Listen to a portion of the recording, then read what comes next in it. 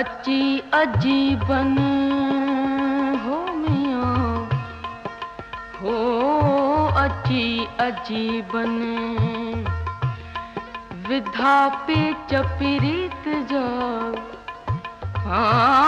वलन जियां वकोड़ियो हो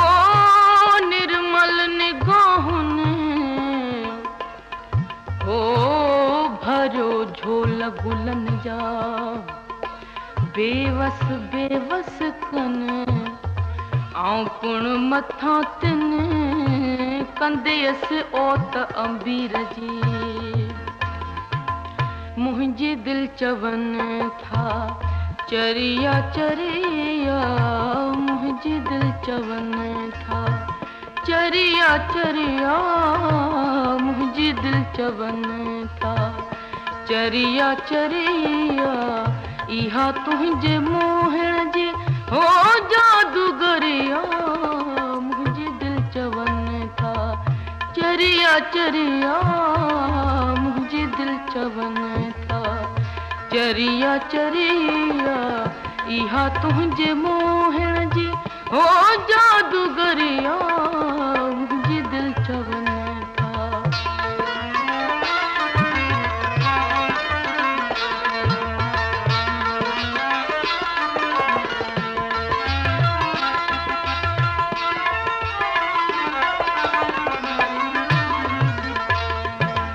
न कातियूं कुहाड़ा न खंजर खणन थियूं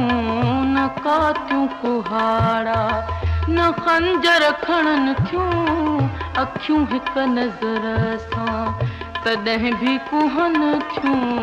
कुहण जी इहा तुंहिंजी हो कारीगरिया मुंहिंजी दिल चवन था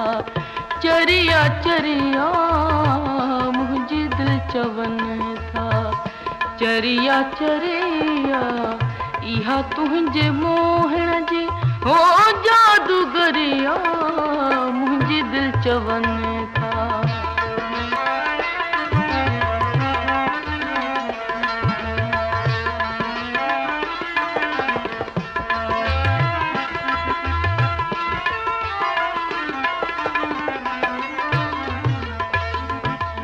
आयुस ज़ौक़ तुहें जंहिंमें बेवस सॾाए आयुस ज़ौक़ तुहें जंहिंमें बेवस सॾाए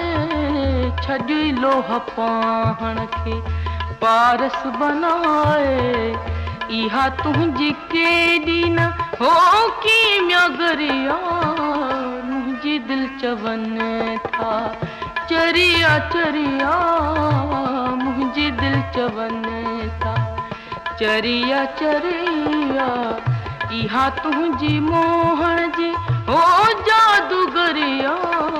मुंहिंजी दिल चवन था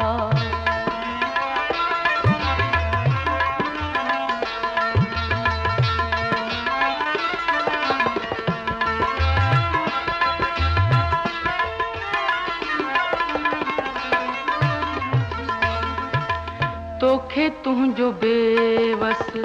मिठन खां मिठो वा तोखे तुंहिंजो बेवस मिठन खां मिठो वा मूं पाण सां तोखे हर हंधि ॾिठो वा मुंहिंजी अख निमाणी हो जॾहिं बि फरिया मुंहिंजी दिल चवन था चरिया चरिया मुंहिंजी दिल चवन था चरिया चरिया मुंहिंजी दिल चवन था चरिया चरिया इहा तुंहिंजे मुंह